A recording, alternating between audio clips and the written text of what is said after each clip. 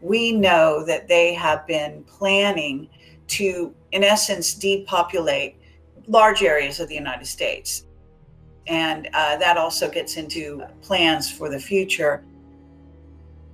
The fires that are raging literally here in California now, as well as Oregon now.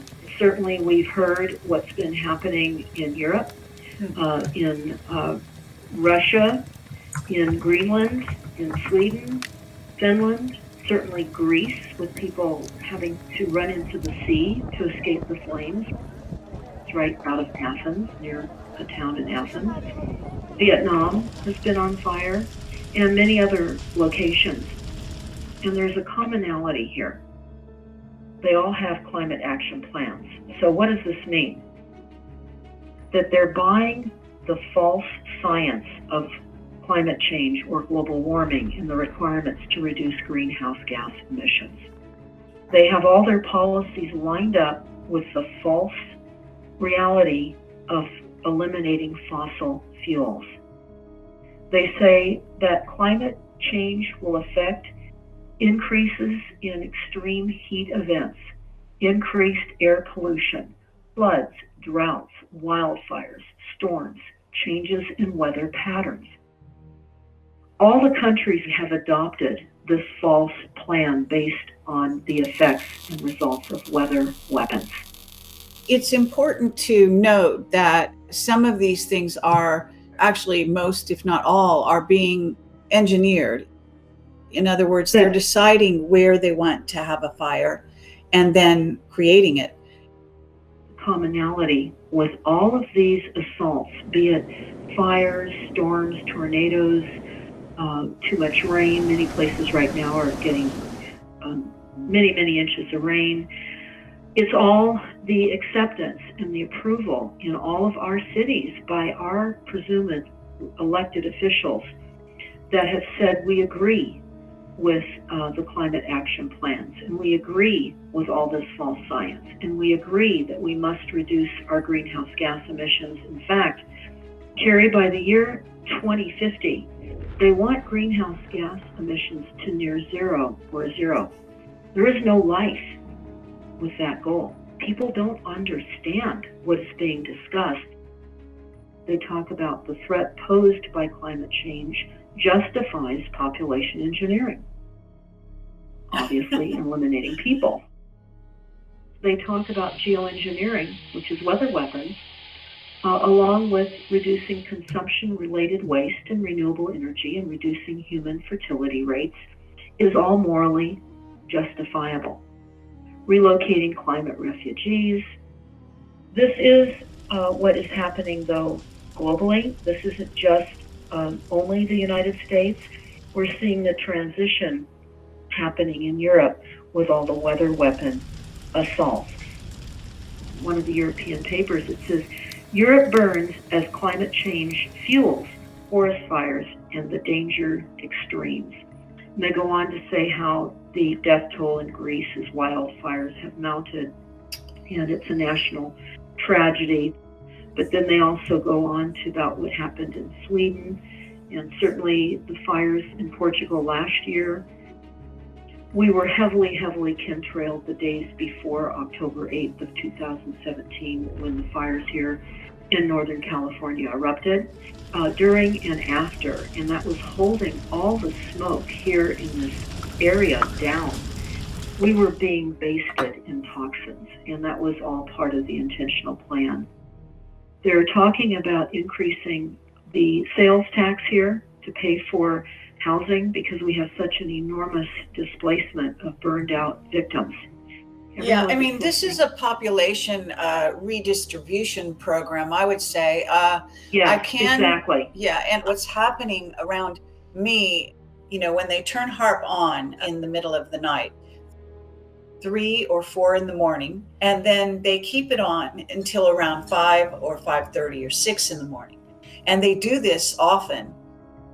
What that does is that encourages the possibility of earthquakes. So you're not going to just have the fires, you're going to have an increased number of earthquakes as a result of this kind of destabilization. We're in fact the enemy. And that's obvious because we're being poisoned in every imaginable way and every unimaginable way, from the overhead aerial chemtrailing to weather weapons to toxins in the water, the food, etc. There's no end to the description of the poisonous delivery system, keeping us in a foggy mind so that we're not able to be clear thinking. It's all part of the plan to literally subdue us.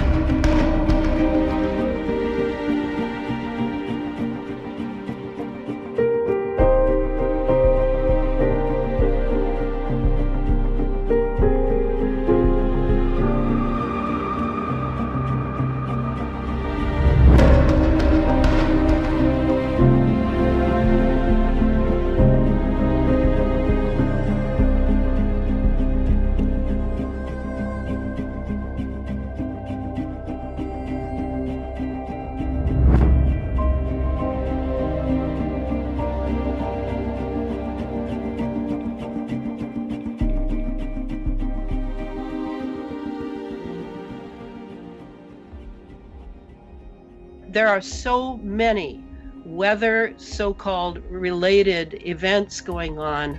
These are geoengineered events. These are not due to global warming. These are not due to climate change. All of the global warming and climate change is very much being done purposely with a hand on the trigger to force a world change. And all of this dual-use technology that the military has set up so silently, quietly over the years in the name of convenience, in the name of communication, in the name of all things good for society, when really the dual use includes using all of it as a weapon. And I include the lasers that appear to be hitting California and Greece and other places as ways to activate what is an infrastructure already set up through this wireless revolution we've undergone. The other thing that I think of is the fires and the floods that you've had in Europe. It's been unbelievable. I've watched in horror and recognized very much the signature of secret society, influence, if not utter control over the geoengineering red button to make everyone suffer while they're bringing the chaos that must precede the new world order that they're attempting. And it's all about sacrifice by starting fires and burning people's homes down and forcing people out of their homes that they'll never see again. And of course, now all the bloodhounds are waiting in the shadows to buy up the properties at a cheap price. And the UN Sustainable Development Agenda 2030 program is also waiting to renovate the governance over the communities. And it's all about forcing through chaos the coming of the New World Order.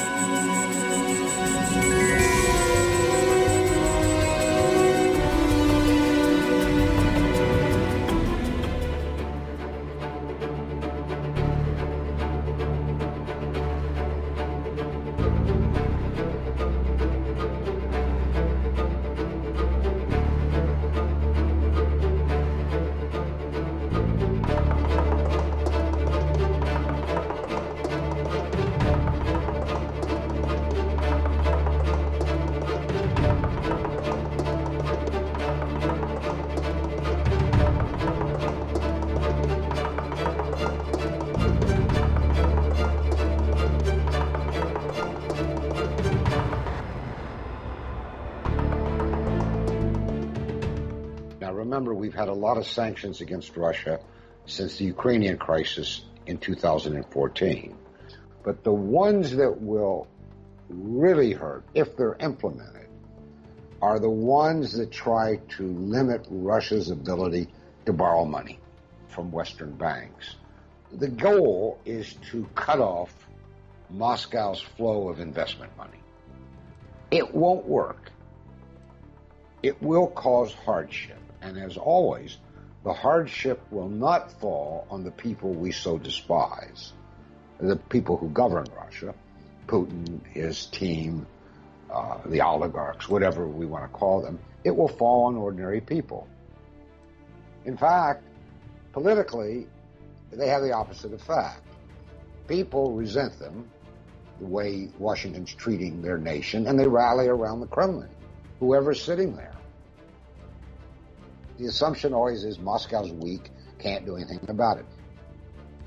Here are the things Moscow could do and might do. They will start trying to do international trade in anything but dollars, with China, with the BRICS countries, with Europe. There are several American banks in Russia operating. One very big one, Citibank, they might close it down. All our space travel is driven by Russian rocket engines.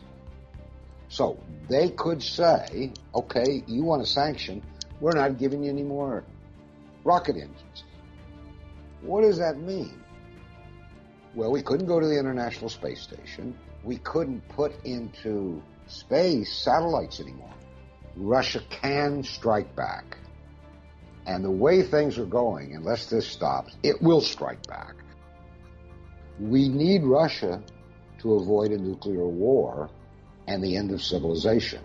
We need Russia to stop the new nuclear arms race. It's underway. It's dangerous. We need Russia to stop the proliferation of weapons of mass destruction. We in Russia have the most. If we don't work together to safeguard those weapons, rogue states, rogue actors will get those weapons. Or take the case of peace in Syria. It's within reach. Russia destroyed the Islamic State. Russia wants to bring the United States into a series of agreements that will end the fighting throughout Syria. How can we end the fighting in Syria without Russia, which in effect controls a good part of Syria? So we're playing with fire here.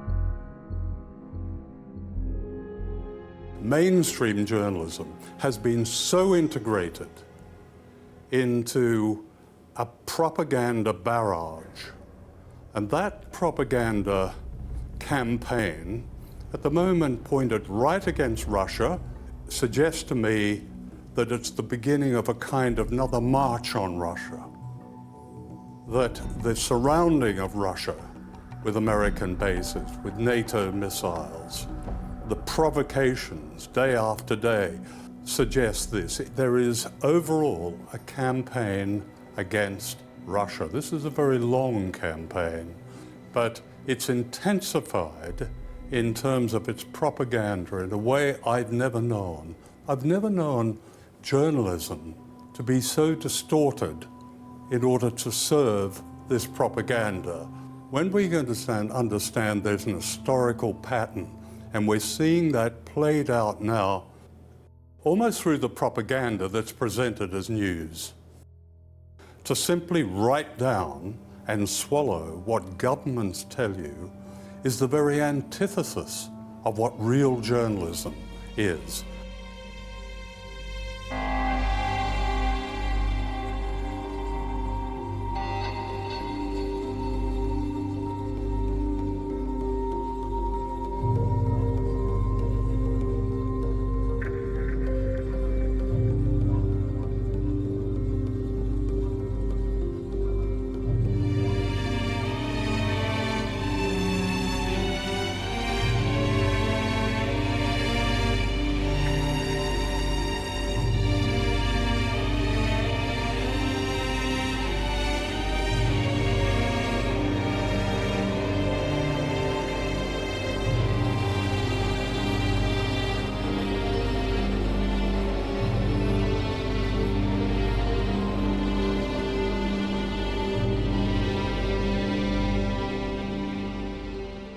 For almost 40 years now, Iran has been, from the false narratives that we see in the West, a regime that is illegitimate, that is violent, that is unpopular, that is corrupt, and that is about to implode. And so far, we haven't seen that happen. In fact, the unresolvable paradox here is that on the one hand, Iran is a regime, according to the narrative, that's about to explode or implode. And on the other hand, it's a growing menace to world peace and stability. So it's a growing threat, but it's also corrupt and collapsing. You can't have your cake and eat it too. In Iran, we have different political parties with different political perspectives that argue with each other, that carry out public debates, because that's not the sort of narrative we hear in the West. What we usually hear about Iran is very similar to what we hear about Saudi Arabia or the United Arab Emirates, where there are no politics. There's just a dictator who makes the decisions. So in Iran, when we have politics, it's called some sort of internal warfare. In the West, it's called democracy and checks and balances. Well, the Iranian economy is definitely going to face difficulty, and it will continue to face difficulty in the months ahead. President Rouhani, his position is not as strong as it was before, obviously. But he has the legitimacy. He's the president of the country. He was elected. The leader supported him in his recent speech. And of course, there's mismanagement in this country. You have people who protest, and there are legitimate protests, and there are grievances. But on the other hand, there are external forces who have been trying very hard to turn legitimate protests into riots. It's very well documented. It's not some conspiracy. It's a reality. We have the United States surrounding us. You have US troops in the Persian Gulf. You have US troops in Iraq and Afghanistan. You have the United States constantly threatening the country. You have Western countries funding groups that carrying out psychological warfare.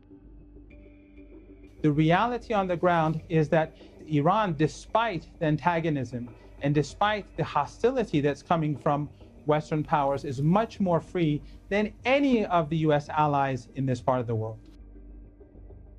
The Americans want to crush the Iranian people. They want to humiliate the Iranian people, but I assure you that Iran will persevere. We've gone through greater difficulties. In the 1980s, when the United States was helping Saddam Hussein, giving him, and the Europeans, by the way, giving him chemical weapons to use against Iranians, we survived. I think across the world, people are recognizing that the United States is behaving in a dangerous manner, using the dollar, using financial institutions as weapons. And this is something that we now see that they're using against Turkey. And that is going to increasingly isolate the United States. Of course, the United States is still a very important power. But what I'm saying is that the world is changing as well.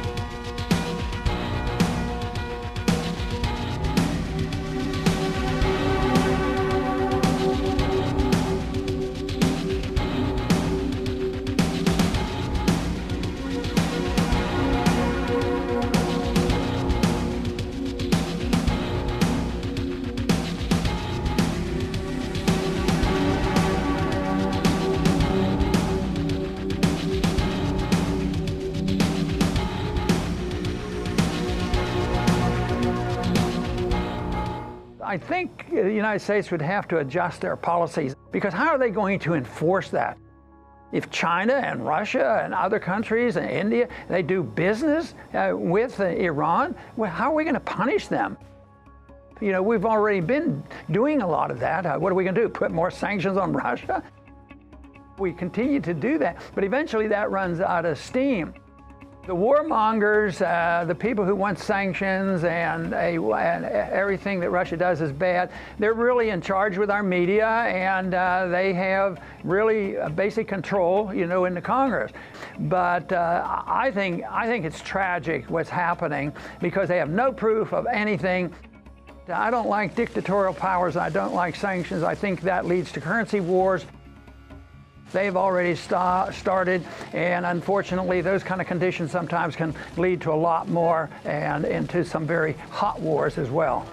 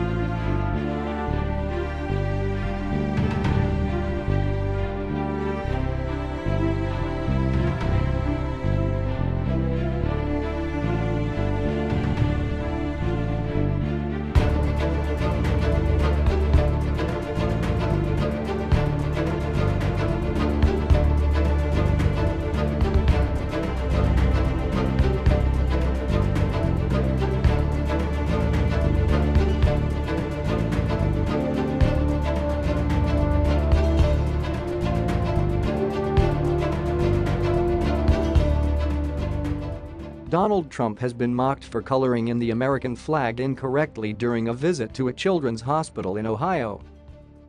The U.S. president was photographed adding a blue stripe to an outline of the Star-Spangled Banner. Twitter users were quick to suggest Mr. Trump was actually attempting to color in the Russian flag, which is made up of 3 horizontal layers of white, blue and red.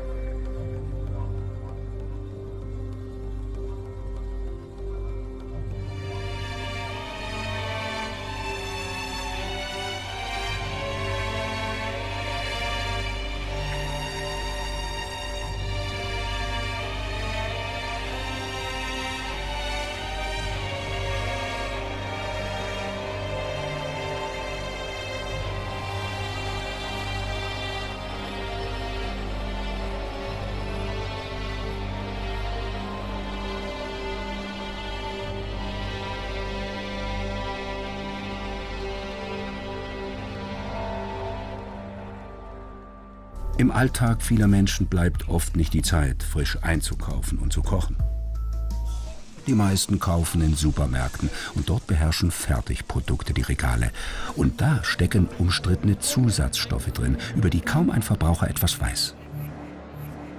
Vieles dient nur dazu, Lebensmittel nutzbar für die industrielle Verarbeitung zu machen und billigen Zutaten einen natürlichen Anstrich zu geben. Es geht darum, dass man glaubt, der Verbraucher sei ein Idiot, indem er so lange die Dinge hineinstecken kann, wie man ihm das verheimlicht. Wie viel hat industrielles Essen noch mit frischen Lebensmitteln zu tun? In der EU werden hunderte Zusätze wie Konservierungsmittel, Stabilisatoren, Aromen, Enzyme, Farbstoffe und Geschmacksverstärker eingesetzt. Zum Beispiel Konservierungsstoffe auf der Basis von Schwefel, die sogenannten Sulfite. Die Sulfite können bei Allergien eine unheilvolle Rolle spielen. Sie können aber auch dazu führen, dass im Darm Bakterien wachsen, die von Schwefel leben und die dann die Darmwand von innen angreifen, sodass sich Allergene, Krankheitserreger, Schadstoffe praktisch leichter im Körperinneren ausbreiten können. Für jedes Lebensmittel gibt es zwar zugelassene Höchstmengen für Sulfite und Zusatzstoffe, doch kaum ein Hersteller verrät Genaueres. Deshalb lässt sich nur grob abschätzen, wie viele Chemikalien wir über die Nahrung aufnehmen. Diese Technologien, die wir heute haben und die dazugehörigen Zusatzstoffe und Additive, erlauben es natürlich auch, das Produkt besser erscheinen zu lassen, als es wirklich ist. Überall verstecken sich Zusatzstoffe. Käse enthält oft Kalium- oder Natriumnitrat. Speck ist nicht ohne Nitritpökelsalz zu bekommen. Aber auch die sauberen Tiefkühlprodukte sind keine perfekten Lebensmittel. Der Vitamin-C-Gehalt von Gemüse etwa sinkt bei der Tiefkühllagerung um rund 40% gegenüber dem erntefrischen Produkt. Jede Technologie, mit der ich Lebensmittel haltbar mache, lagerfähig mache, hat natürlich Einfluss auf das Produkt. Egal, ob ich jetzt einen Zusatzstoff zusetze, ob ich das Ganze sterilisiere, also Konservendosen herstelle, oder ob ich tiefgefriere. Das Erhitzen ist hier die häufigste Konservierungsmethode, auch wenn man Angaben dazu nur selten auf dem Etikett findet. Die Palette der hitzekonservierten Lebensmittel ist groß. Milch, Gemüse- und Obstkonserven, Fertiggerichte, Fruchtsäfte. Viele Käsesorten und sogar fast alle Wurstprodukte. Bei einer Hitzebehandlung werden sehr viele Moleküle, die im Lebensmittel drin sind, zerstört. Sie können an Eiweiße denken, die verändern ihre Struktur, verändern ihre Farbe dann. Vitamine werden zerstört, Farbstoffe werden zerstört. Seit Jahrhunderten erhalten Joghurt, Salami, Kefir und Sauerkraut nicht nur ihren Geschmack, sondern auch ihre Haltbarkeit von spezialisierten Bakterienkulturen. Seit einiger Zeit setzen Hersteller Bakterienkulturen als reinen Konservierungsstoff zu. Kennzeichnung: Fehlanzeige. So erhält der Verbraucher nur bruchstückhafte Informationen darüber, mit welchen Stoffen und Methoden seine Lebensmittel haltbar gemacht wurden. Und dem Verbraucher bleibt eigentlich nur übrig, frisch auf einem Wochenmarkt einzukaufen, wenn er sicher sein will, wie sein Essen zusammengesetzt ist.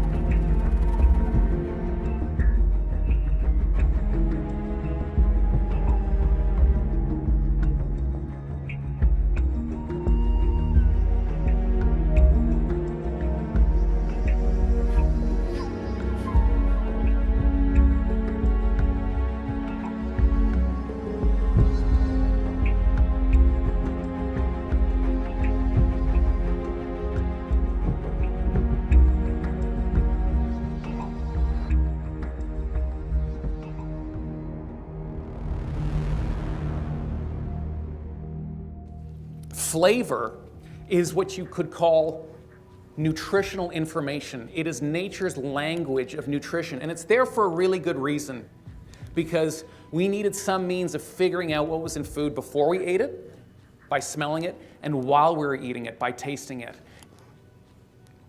And that's why we have this flavor sensing equipment, because it tells us what's in our food before it gets here. And if it tastes disgusting, we spit it out, and if it tastes good, we keep eating it. Flavorings, those were these packets of chemicals designed by flavorists to imitate real food, produced in factories and added to food. When you think about it in a state of nature, flavor is the chemical language of nutrition. Flavor is the sign saying, there's nutrients here. Look at what we did. We sliced those flavors off. We dissociated them from their nutrients, and now we put them in whatever we want. People started eating a really high-calorie food, lots of fat, lots of carbs, because it tasted more delicious than it deserved to. This is a food that packs a thrilling nutritional story, but it's a lie because it doesn't back it up with actual nutrients. That is what we have done to our food. We have created delicious food with no nutrition behind it, and that is why we eat so much of it. And not only that, we have robbed flavor from the very food we ought to be eating. Of all these foods we shouldn't eat, if it wasn't for the flavorings, would we eat any of them? Think about soda for a moment. If you took a Coke or a Pepsi and you took away the flavorings, you would be left with a can of soda water that has 12 teaspoons of sugar in it. Would anybody drink that? Think about potato chips. Would anybody eat potato chips if they all tasted like potato? I think they'd eat some. I don't think they'd eat nearly as many as they eat now.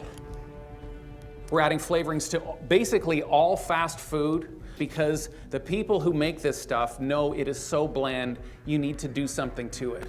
We are incentivizing food to be delicious because we've robbed it of its natural essence. We have to stop turning all food into junk food. In nature, the relationship between the way a food tastes and what it brings to your body is inextricably linked. And that we, not only do we manipulate that at our peril, but we can get back. We can put back into food what we took away from it.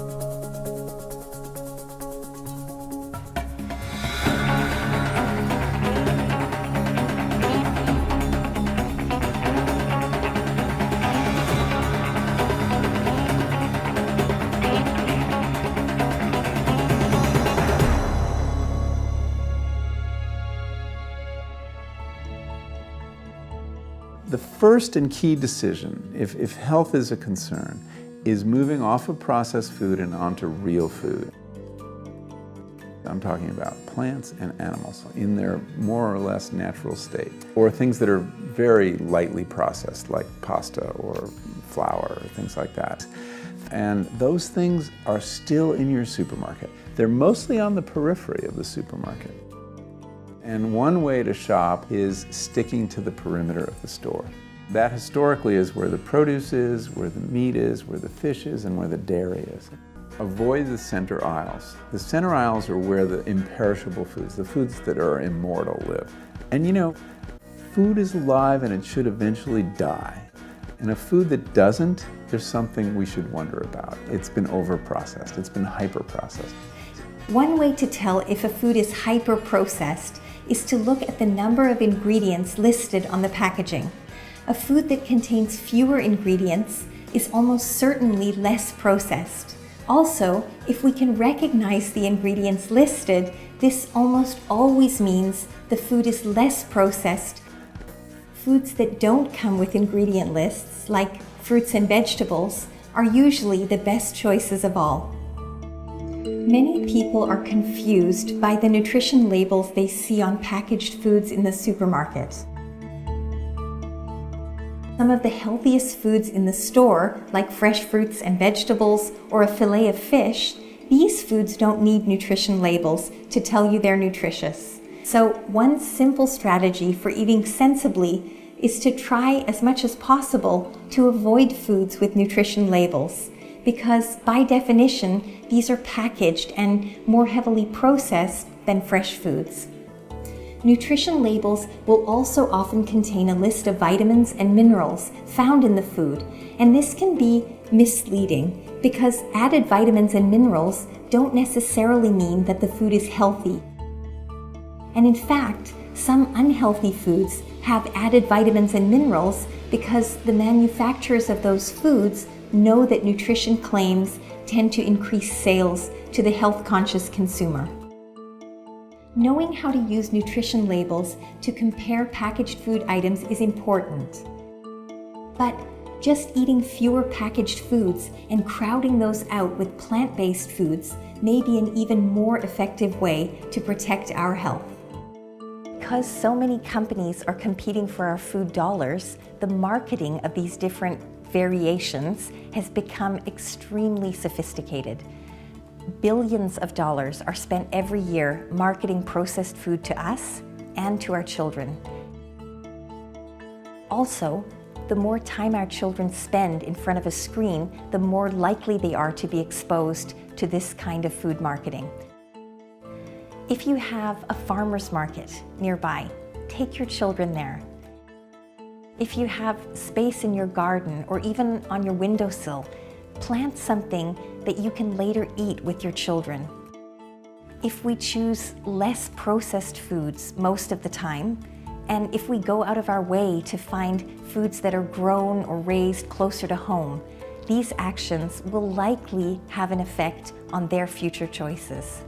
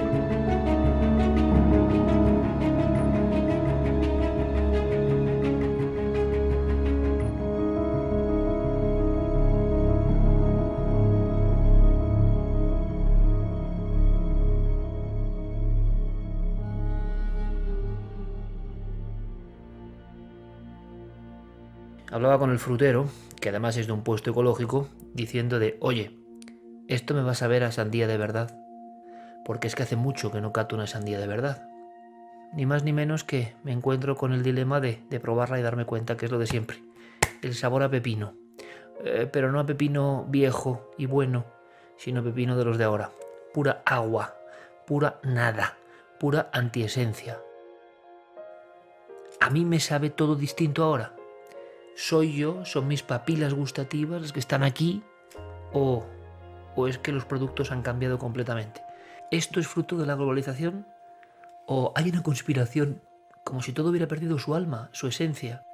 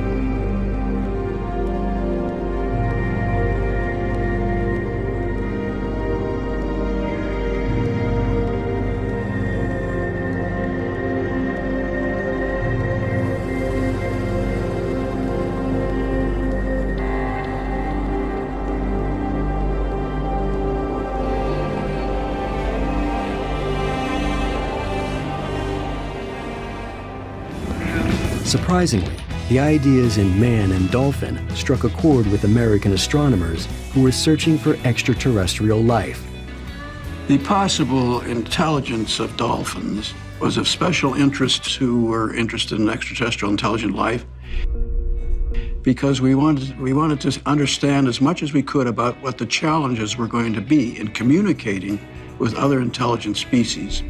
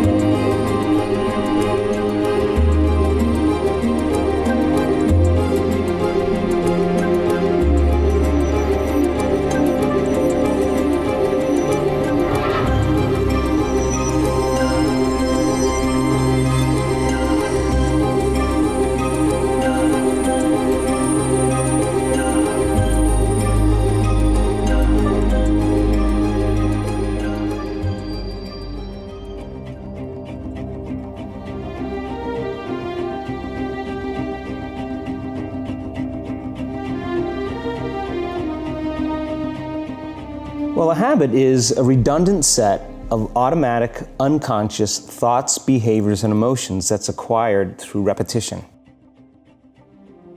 A habit is when you've done something so many times that your body now knows how to do it better than your mind. And for the most part, you're going to keep creating the same life. So then people grab their cell phone, they check their WhatsApp, they check their text, they check their emails, they check Facebook, they take a picture of their feet, they post it on Facebook. And now they feel really connected to everything that's known in their life. And then they go through a series of routine behaviors. They get out of bed on the same side, they go to the toilet, they get a cup of coffee, they take a shower, they get dressed, they drive to work the same way. They do the same things, they see the same people, they push the same emotional buttons, and that becomes the routine, and it becomes like a program. So now they've lost their free will to a program. 95% of who we are by the time we're 35 years old is a memorized set of behaviors, emotional reactions, unconscious habits, hardwired attitudes, beliefs, and perceptions that function like a computer program.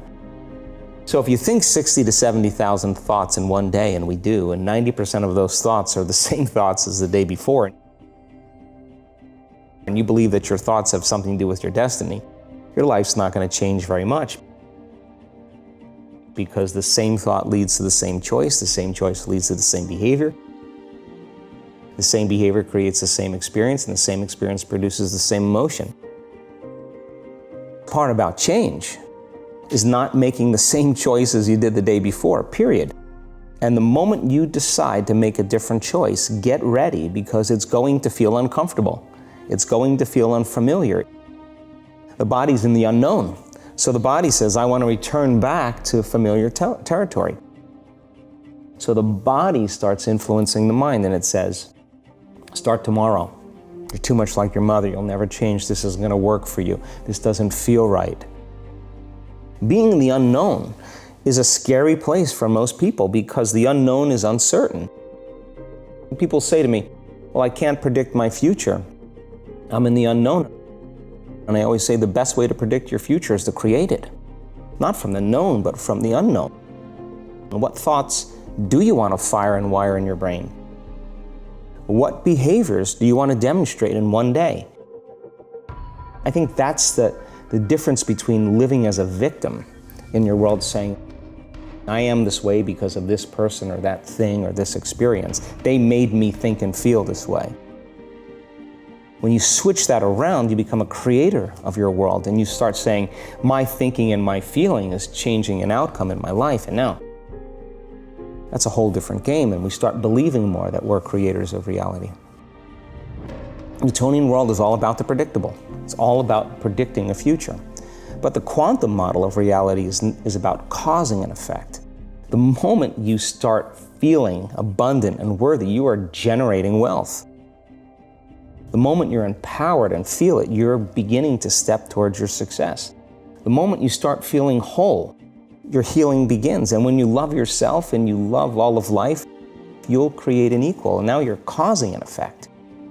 So when the body wants to go back to its emotional past, and you become aware that your attention is on that emotion, and where you place your attention is where you place your energy, you're siphoning your energy out of the present moment into the past.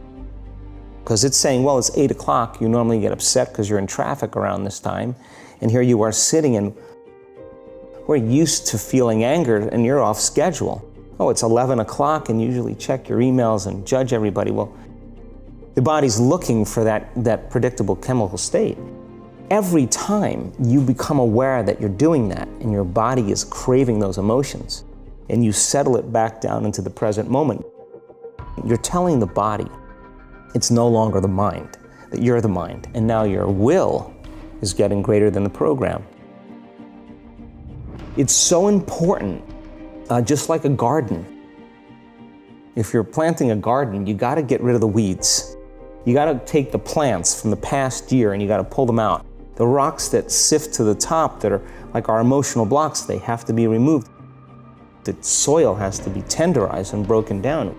We have to make room to plant a new garden. I think when people start to understand this, I think knowledge is power, But knowledge about yourself is self-empowerment. Most people then wait for crisis or trauma or disease or diagnosis. They wait for loss, some tragedy to make up their mind to change. That's the old model of, waiting for something outside of us to change how we feel inside of us. My message is, why wait? And you can learn and change in a state of pain and suffering, or you can learn and change in a state of joy and inspiration.